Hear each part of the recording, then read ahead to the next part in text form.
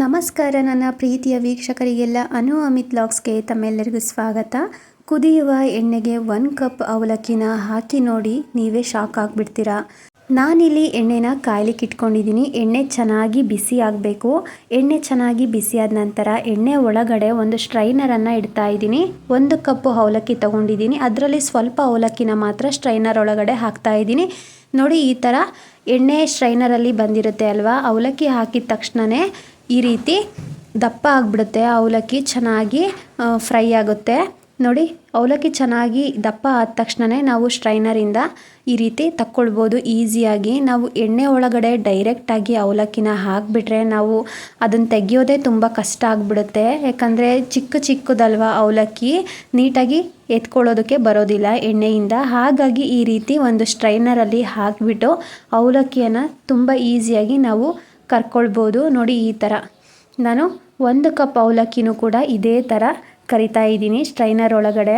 ಎಣ್ಣೆ ಸ್ವಲ್ಪನೂ ಹಿಡಿಯೋದಿಲ್ಲ. ತುಂಬ ಚೆನ್ನಾಗಿ ಅವಲಕ್ಕಿಯನ್ನು ಕರ್ಕೊಳ್ಬೋದು ನಾವು.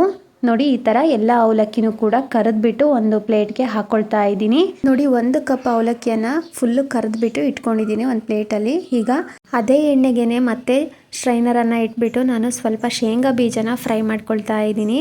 ಶೇಂಗಾ ಬೀಜ ಗೋಲ್ಡನ್ ಕಲರ್ ಬರಬೇಕು. ನೋಡಿ, ಗೋಲ್ಡನ್ ಕಲರ್ ಬಂದ ತಕ್ಷಣ ಎಣ್ಣೆಯಿಂದ ಎತ್ಕೊಂಡ್ಬಿಟ್ಟು ನಾನು ಮುಂಚೆನೇ ಅವಲಕ್ಕಿನ ಫ್ರೈ ಮಾಡಿ ಇಟ್ಕೊಂಡಿದ್ದೆ ಅಲ್ವಾ, ಅದೇ ಪ್ಲೇಟಿಗೆ ಹಾಕ್ಕೊಳ್ತಾ ಇದ್ದೀನಿ. ಮತ್ತು ನಾನು ಸ್ಟ್ರೈನರನ್ನು ಎಣ್ಣೆಗಿಟ್ಬಿಟ್ಟು ಬಿಸಿ ಎಣ್ಣೆಗೆ ನಾನು ಹಸಿ ಕರಿಬೇವನ್ನು ಹಾಕ್ಕೊಂಡ್ಬಿಟ್ಟು ಕರ್ಕೊಳ್ತಾ ಇದ್ದೀನಿ.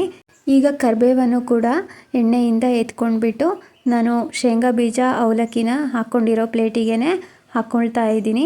ಇಷ್ಟೇ ನೋಡಿ, ಸಿಂಪಲ್ಲಾಗಿ ಶೇಂಗಾ ಬೀಜ, ಅವಲಕ್ಕಿ ಹಾಗೆ ಕರಿಬೇವನ್ನು ಕರೆದ್ಬಿಟ್ಟು ಇಟ್ಕೊಂಡಿದ್ದೀನಿ. ಈಗ ರುಚಿಗೆ ತಕ್ಕಷ್ಟು ಉಪ್ಪು ಹಾಕ್ಕೊಳ್ತಾ ಇದ್ದೀನಿ. ಹಾಗೆ ಸ್ವಲ್ಪ ಖಾರದ ಪುಡಿ ಹಾಕ್ಕೊಳ್ತಾ ಇದ್ದೀನಿ. ಹಾಗೆಯೇ ಸ್ವಲ್ಪ ಅರಿಶಿನ ಪುಡಿ ಹಾಕ್ಕೊಳ್ತಾ ಇದ್ದೀನಿ. ನಿಮಗೆ ಬೇಕು ಅಂದರೆ ಚಾಟ್ ಮಸಾಲ ಕೂಡ ಹಾಕ್ಕೊಳ್ಬೋದು.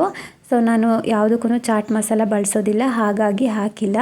ನೋಡಿ, ಈಗ ನೀಟಾಗಿ ಮಿಕ್ಸ್ ಮಾಡ್ಕೊಳ್ಬೇಕು. ಉಪ್ಪು, ಖಾರದ ಪುಡಿ, ಅರಿಶಿನ ಎಲ್ಲ ಅವಲಕ್ಕಿ ಶೇಂಗಾ ಬೀಜಗೆ ಮಿಕ್ಸ್ ಆಗಬೇಕು. ನೋಡಿ, ಎಲ್ಲ ನೀಟಾಗಿ ಮಿಕ್ಸ್ ಮಾಡ್ಕೊಂಡಾದಮೇಲೆ ನಾನು 1 ಕಪ್ ಖಾರನ ಹಾಕ್ಕೊಳ್ತಾ ಇದ್ದೀನಿ. ಹಾಗೆ ನೀವು ಇದ್ರ ಜೊತೆಗೆ ದ್ರಾಕ್ಷಿ, ಗೋಡಂಬಿ, ಬಾದಾಮಿ ಕೂಡ ಹಾಕ್ಕೊಳ್ಬೋದು. ಎಣ್ಣೆಯಲ್ಲಿ ಕರ್ಕೊಂಡ್ಬಿಟ್ಟು ತುಂಬಾ ಚೆನ್ನಾಗಿರುತ್ತೆ. ನನ್ನ ಮಗನಿಗೆ ಎಣ್ಣೆಯಲ್ಲಿ ಕರೆದ್ಬಿಟ್ಟು ಹಾಕಿದರೆ ತಿನ್ನೋದಿಲ್ಲ, ಸಪ್ರೇಟಾಗಿ ಹಾಗೆ ಕೊಟ್ಟರೆ ತಿನ್ನೋದಷ್ಟೇ. ಹಾಗಾಗಿ ನಾನು ಇದಕ್ಕೆ ಹಾಕಿಲ್ಲ. ನೀವು ಬೇಕು ಅಂತಂದರೆ ಹಾಕ್ಕೊಳ್ಬೋದು ದ್ರಾಕ್ಷಿ, ಗೋಡಂಬಿ, ಬಾದಾಮಿಯನ್ನು ಎಣ್ಣೆಯಲ್ಲಿ ಕರೆದ್ಬಿಟ್ಟು ಹಾಕ್ಕೊಳ್ಳಿ, ಚೆನ್ನಾಗಿರುತ್ತೆ. ನೋಡಿ, ಖಾರ ಹಾಕ್ಕೊಂಡ್ಬಿಟ್ಟು ಮಿಕ್ಸ್ ಮಾಡ್ಕೊಂಡಿದ್ದೀನಿ. ಈಗ ಸ್ನ್ಯಾಕ್ಸು ರೆಡಿಯಾಗಿದೆ. ಈ ರೀತಿ ಮಾಡಿ ಇಟ್ಕೊಂಡ್ಬಿಟ್ರೆ 1 ತಿಂಗಳು ಸ್ಟೋರ್ ಮಾಡ್ಬೋದು. ಈಗ ಮಳೆಗಾಲ ಆಗಿರೋದ್ರಿಂದ ಮಳೆ ಕೂಡ ಬರ್ತಾ ಇರುತ್ತೆ, ಹಾಗೆ ಚಳಿ ಕೂಡ ಆಗ್ತಾ ಇರುತ್ತೆ.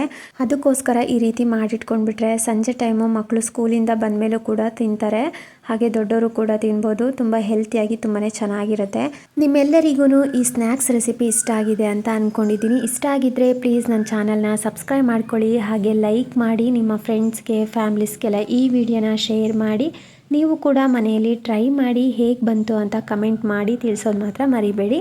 ಈ ವಿಡಿಯೋನ ನೋಡಿರೋ ತಮ್ಮೆಲ್ಲರಿಗೂ ಧನ್ಯವಾದಗಳು.